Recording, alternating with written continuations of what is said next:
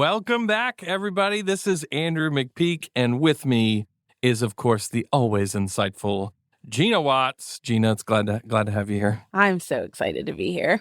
So, folks, if you believe that school should be more than just essays and GPAs, if you believe that EQs are as important as IQs, and if you expect amazing things from the next generation, then you are in the right place, because we believe that too. Today, we're discussing mindfulness, a really important topic that helps us think about how to help students and teachers make more mindful moves every single day. Andrew, I am really excited for this topic. I feel like we're going to really be able to help a lot of people out there. But before we dive in, let's start with our question of the day. Let's do it. Okay. What activity instantly brings you into the present moment and why? Into the present moment. Yeah. So I think my correct answer to this is anything that's very tactile. So one of the things I've noticed is as I've gotten older, especially, I've built habits around tactile things. So like making coffee in the morning, or putting on really good music, or sitting, going to a really beautiful place. Like I got this spot I sit in my house. You could see out the window and it's so nice in the morning. It's like those kind of tactile things often bring me in the moment. It's actually one of the reasons why I really love, which this makes me a total millennial, but I really love records, physical music. Yeah, as opposed, I listen to, of course, streaming music too, but I love records. And I'm not one of those people who's like, it just sounds better on vinyl. But I would say I like the physicalness of taking, I'm holding the music in my hands and I lay it down and I put the needle on and it comes. It's like that feeling. Those kinds of things always bring me to the present. I forget about anything else going on. That's great. Cool. So I love that, because it's like you're interrupting maybe what you normally do to do something on purpose. Yep. And if my brain is spiraling, I know those are things I can go to that help kind of break me out of that. So, well, in true Gina fashion, I have an acronym when I'm thinking. Wait, you got an acronym? I can't help it. You brought your A game to this episode. Okay, so listen. So I was thinking about, okay, is there an activity that brings me into the present moment? And honestly, I think it's actually stopping. So the acronym is POP, P-O-P. Okay. And it's pause, observe, and then get present. So for me, my mind rarely slows down, rarely as my voice goes up. So I know that because I'm kind of an energizer bunny, always thinking about new things, always trying to problem solve or be present for myself, my family, or others, I have to interrupt myself, very firmly stop, pause, and then observe what's around me. Just get still. It's like taking a snapshot of the place you're in. And I don't even necessarily have to do anything as much as I just need to kind of chill. And then that has seemed to help work getting me present to the moment. And, because I have a little one at home. So there's a lot of mommy. And he's got some energy. Exactly. Yep. So he, there's times where I'm like, I don't want to. Who is she? Who are you calling? Where is she at? Right? But that helps me be present for him, as well as honestly be present for myself. So that's special. Yeah. Pause, observe, and then that helps me get present.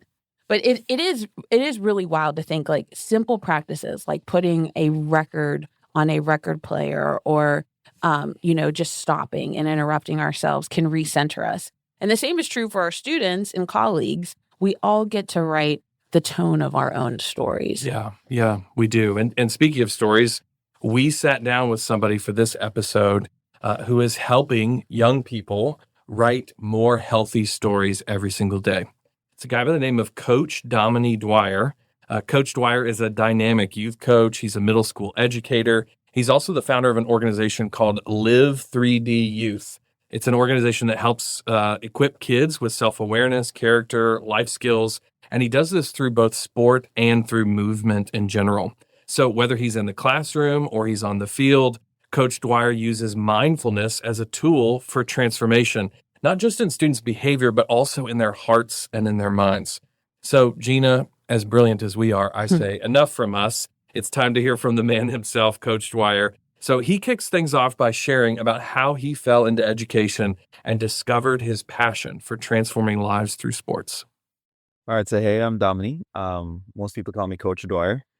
Uh, as an educator, I kind of fell into education actually. I was working in retail for quite some time, and I decided, hey, let me get a shift because I do have a background degree in guidance and counseling, and I took my mom's advice. I decided to go into the education field. I started out as a substitute, like most people tend to do. And then moving from sub, became permanent staff. And then eventually I got into the classroom as a teacher.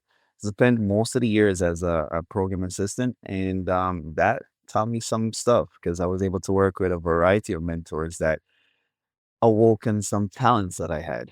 And in that, then I got the opportunity to coach. And then once I got a taste of coaching, I'm like, this is it.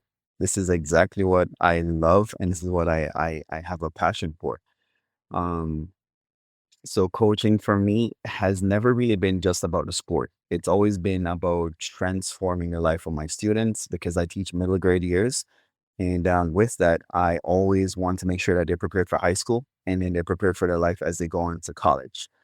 So I move away from just giving them the content of the sport and try to invest in them as much as possible when it comes to just having self awareness, um, uh, having spatial awareness in some sense in how self relates to the world and making sure that they are prepared as much as possible to handle the bigger things of life. Because as a middle grade student, everything is serious. You can already feel his heart in that intro. I Yeah. love how Coach Dwyer didn't just find his calling, he followed it. And he's not just coaching sports, Mhm. he's coaching lives. Yeah, absolutely. And this is exactly why we asked him to join us. So, up next, he shares what it takes to create a culture of mindfulness in schools, whether you're a coach, a teacher, or anyone who influences students. The first thing is fostering an environment for mindfulness and well-being. That has to be prioritized. I remember one assignment that I was on, and this was one of my permanent or sub assignments. I was in for a teacher that was on maternity leave, and it was supposed to be 8 weeks, but it ended up got cut short to about 6 weeks. My mindset was, how can I get them to fall in love with the subject, but more importantly, fall in love with themselves, loving the subject. So with my talents being me, I took my artistic design and then I would take the colored Excel markers and then I would come in an hour earlier. This is so dedicated that I was. I came in an hour earlier to make sure I draw like animated stuff like Cat in the Hat, or I would have like what we were doing like when it was comparing and contrasting between essays. I had a lesson called Two Face Lessons, and then that was just a Two Face with a scar from Arkham Asylum. And the kids loved it because it showed them who I was as a person. And it more importantly, showed them the dedication that I had in terms of making sure that they understood it. And we always had a discussion in bell work. And with that, we're talking about the lesson, but we also talked about how we could emote to the lesson, how we could connect to the lesson in some sense. And I take that with me every single where I go. If I'm coaching, I'm doing it. If I'm a youth group, I'm doing the same exact concept. So creating that environment and being real. The second thing is being real because middle school kids for short, they can call out your personality, and if you're not there, they know how to call out a fraud. And you have to be able to figure out a way how to manage the emotion and regulate the emotion in your classroom. You have to be cognizant of something. So if a student comes in with a long face, in some sense, you have to be aware and say, "Hey, how are you today?" Like really connect with them and really show that you actually do care, not just ask. And more importantly, the fourth thing I tend to do is I'm real, where if I'm not okay, I don't share a false truth with them. Like people have the tendency to say, "Hey, how you doing today?" I'm okay. But if I'm not okay, why would I say I'm okay? So I'm projecting a false truth on myself, and I'm also projecting a false truth to people who are listening and also paying attention to me. Because listening, they're seeing my demeanor, but they're also hearing the words coming from my mouth. So if I'm giving them honest truth and I'm sharing with them in small snippets, because they don't need to hear my whole life story now, but they just need to hear the honesty of how I'm sharing my emotion and how they can process it too, because they too learn from it. And then you'll have days when they come in and they will share and say, "Hey, I remember when this happened with you. How did you deal with this?" You know? So it makes them feel like you're fostering their emotional quotient. Gina, you can hear the intentionality in every single example he shares. He doesn't just teach a subject, he invites students to connect with themselves. I love the image of him drawing characters on the board to create joy and connection. That's not in the curriculum, Yeah, but it's it not- could just yeah. be the most important part of the day. I know I would have been like, oh, my teacher's who's next? Who's Yeah. going to be the next character that he has on there? Exactly. His call to be real with students is powerful. And that got me thinking, vulnerability isn't just a buzzword, it's a bridge. So I asked him to share how being vulnerable with his students opens the doors to deeper connection. Take a listen to what he said. Like just yesterday, I had gone up to a student that I've been struggling with some stuff over the past couple of weeks, and then she's been in and out of some discipline issues. And I had gone up to her and I said, "Hey, I forgive you." She looked at me dumbfounded at first, but then when I explained what I mean by forgiveness, because she didn't understand the concept of forgiveness, she started crying because she had to learn to understand that we too, as adults, have to be able to assimilate the process of forgiveness and understanding. So these things are our whole process of just mindfulness, just being real and being human to them. And don't forget that it's not just teacher behind the desk, and the desk is now a blockade between you and communication between the student, because it's more than just emoting. They're with us for like 6 to 8 hours of the day. And if you happen to coach them as well, they're with you at least 10 to 12 hours of the day, if that much, because I would coach them in the morning and I'll coach them in the afternoon, and I teach in the middle of the day. So you're with them more times than their parents. So you have to make sure that you're available to drop some seed in their life at some point in time by just having a level of realism. What a beautiful story. It was so insightful. You know, that moment of forgiveness with the student, that's a seed that will grow for years. Yeah. It really is a masterclass in the power of vulnerability. It's not just about managing the behavior, it's about modeling something transformative. Yeah. And that transformation isn't just for students. So we took the conversation in a new direction and asked Coach Dwyer about teachers, how they can avoid burnout. His answer was honest, it was hopeful, it was full of practical wisdom, and it goes beyond just, bubble baths and breathing apps and other things that we often say. Well, let's first off accept the truth. It's inevitable. It is going to happen. If you don't accept it to happen, then you're going to have yourself into problems. And then once you come to the self-acceptance that it's going to happen, now you have to have a level of self-awareness. What do you know about you? And what are the things that you like? What are the things that bring you joy? What are the things that give you peace? And once you have a list of things, now you can plan ahead and say, "Hey, I'm going to do these things at this scheduled time. And then I'm not going to save up my time off until something happens." No, your time off is very important. Even though you have the summers off, you have to schedule some time now. Um, so I have scheduled time off, and most times when you're planning, you plan for your success. And part of your success is you have to plan for recovery time. What are the things that you're going to do for this particular recovery time? If it's going to stay at a hotel, if it's going to be doing your favorite sport, if it's going to be spending time with your family, what is the thing that you're going to be treating yourself for that particular time off? Because each burnout session, you know yourself.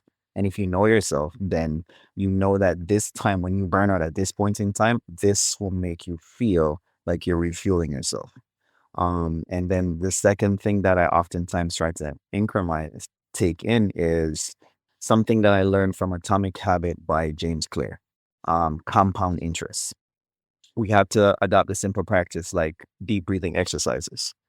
And then the more time we keep having deep breathing exercises, we now practice and remind our mind that when these things come, now we have these things where we have to pause. We have to go through the day. We have to celebrate our small wins. And then when we celebrate our small wins, our minds, our heart, everything starts to compound itself. And then that interest rewards us on the back end when we need it the most, when we get closer to burnout, or if we actually approach burnout in full force. So That's just some things that I tend to use for myself. That was absolutely packed with great advice. And I especially appreciated how Coach Dwyer emphasized planning for recovery, not just reacting to burnout. And how he brought it back to self-awareness. You can't build resilience if you don't know what refuels you. Absolutely. And that's the heart of mindfulness, right? It's not some mystical practice. It's a daily rhythm that restores you. Here's more of what he shared when I asked him to define what mindfulness looks like in action. Exactly. Another thing that just came to me is I've been reading this book because I read it with my last team that I coached. So I was coaching volleyball last October, and I always and have always built in a mindfulness structure into each coaching season. I plan out all 8 to 10 weeks of the season for the middle school years, and in that, I also make sure that I include the families because it is not me who's raising your child. It is a team that's raising your child. So I'm only an auxiliary in their life.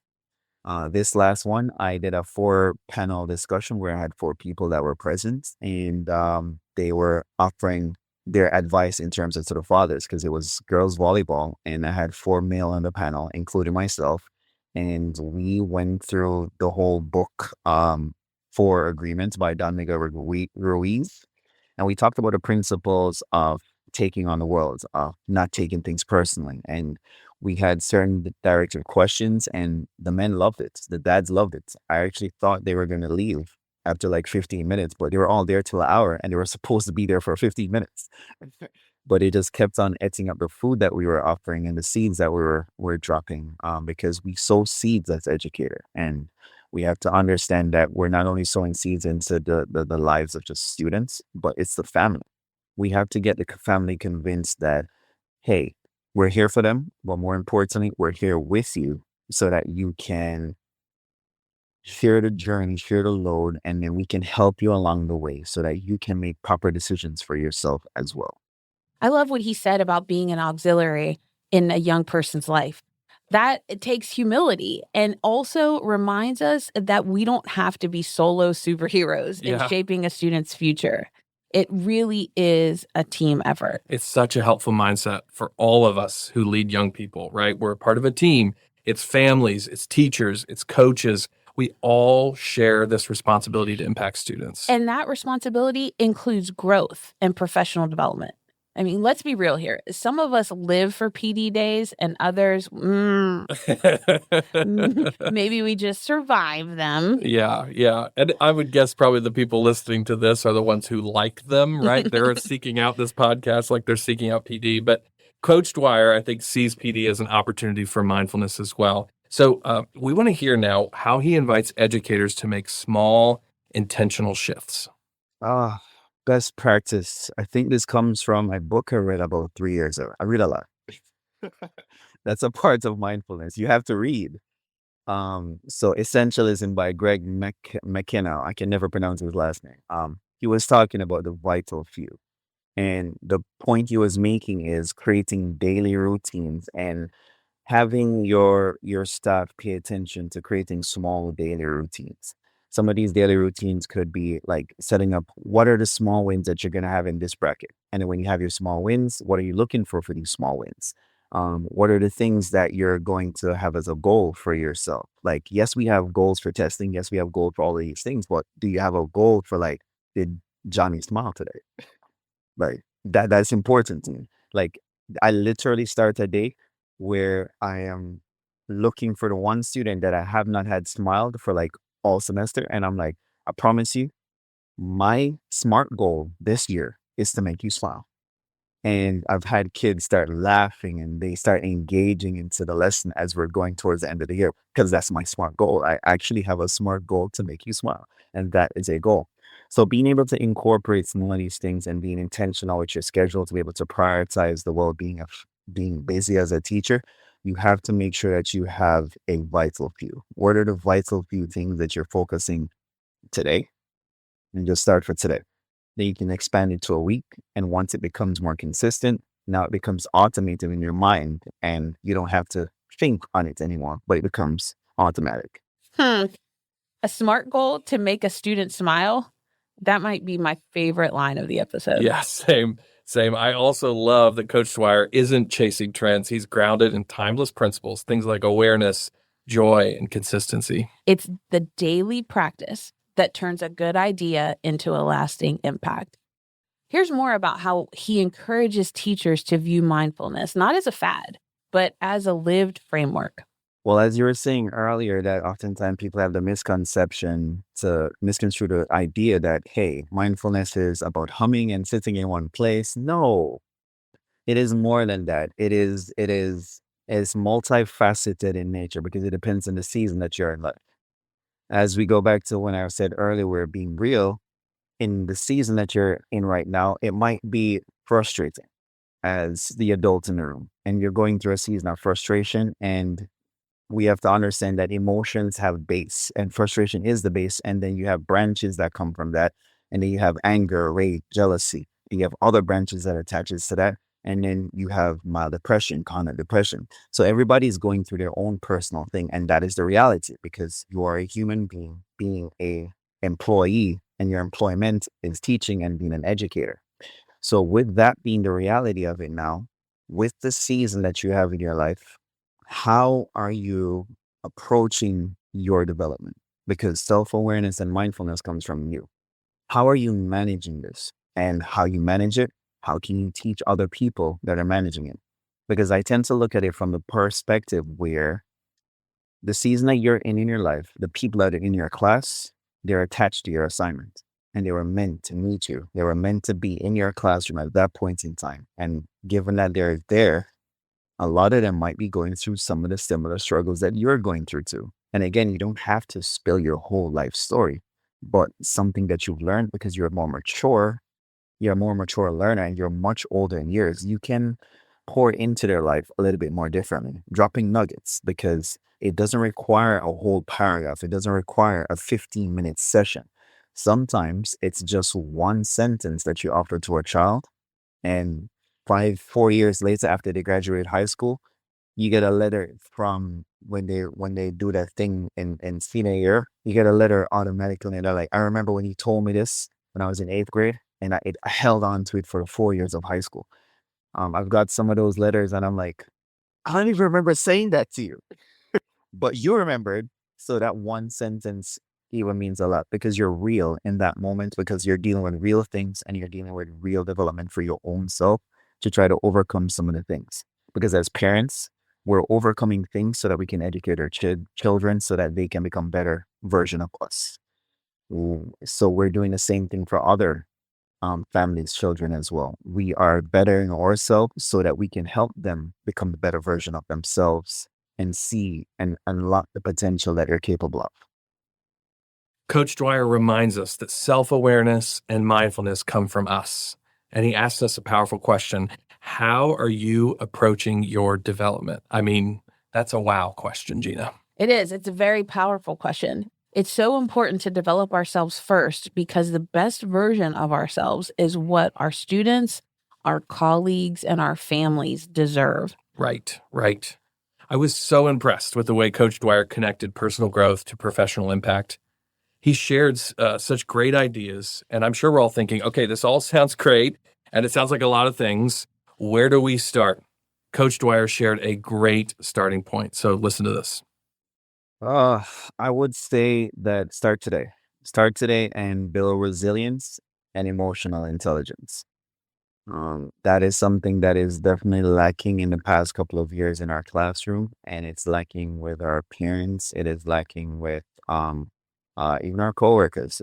Continue to build resilience and emotional intelligence. This is the key to mindfulness, and this is the key to being able to challenge yourself, because the more you grow is the more everybody else around you tend to grow too. This interview was amazing. It was such a rich conversation. Right? I think I feel both inspired and called out, right? And often that's how inspiration feels, right? I'm still thinking about this challenge to start today. Mindfulness begins with the smallest of steps, but the ripple effects of those choices can be huge. And it all starts with self-awareness. Yep. When we know ourselves better, we can show up better for others. Mindfulness is leadership from the inside out. Exactly. So whether your mindful move is deep breathing, pick up basketball, or sketching cat in the hat on the whiteboard at 6 a.m., start today. Your future self and your students will thank you. Well, friends, this brings us to our final segment in this episode, and it's time for DMI.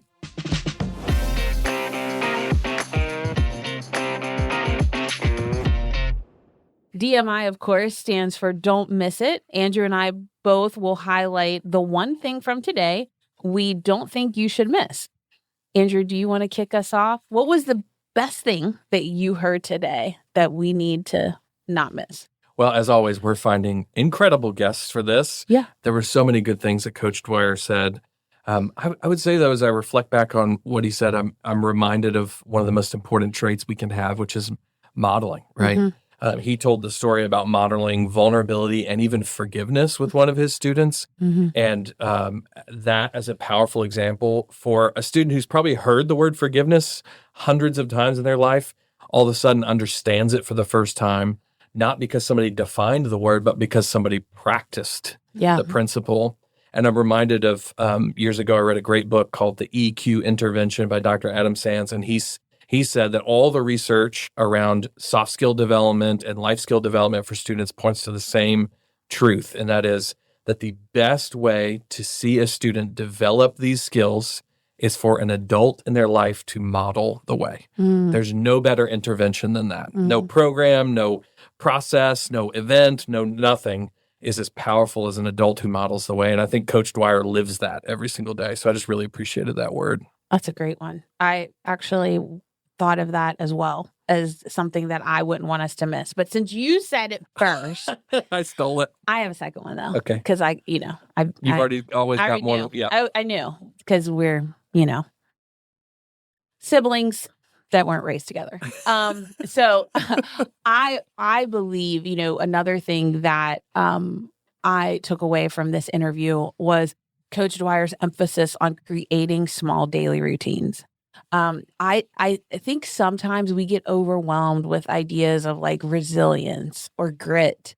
And there's some of us that I think start to look at those as hype words and they don't really mean anything. So we kind of dismiss them. Yeah. Or we think about self-care, and you said it earlier, like about bubble baths and breathing apps, but we don't know how to practically live it out. And the reality is there's a lot of ways to get to the same destination. Yep. Right. And so it's having those small daily routines that mean something to you that also might mean something to those in your charge or who you care for. And I just think about him, drawing on his board every day, like committing to getting up and going to work an hour earlier to make sure that there was a cat in the hat or Two-Face from, Batman or whatever, right? Like he was intentional with his time, and it probably meant a lot, not only to him, but definitely impacted the students he served. So creating small daily routines. So good. Yeah. So good. So Gina, both you and I have kind of said, here's what our highlights are, but I want our listeners to do that as well. So we want to thank you for joining us for today's episode of the School on a Mission podcast. But before you hit skip onto your next podcast, we've got a little challenge for you. We want you to grab a pen, a notebook, a sticky note, maybe even the back of your hand if you have to. And we want you to write down one action step you're going to take this week. Maybe it's something you're going to do, something you're going to investigate, something you're going to read more about, or a person you want to meet with. Whoever it is, write it down. Got it? Okay. Now, we want you to shoot us a DM on social media, whatever social media app you're on. We cannot wait to see what you're up to. So tell us what you're going to do this week, and we'll try and hold you accountable. Again, until next time, folks, stay curious, stay bold, and keep leading your school on a mission.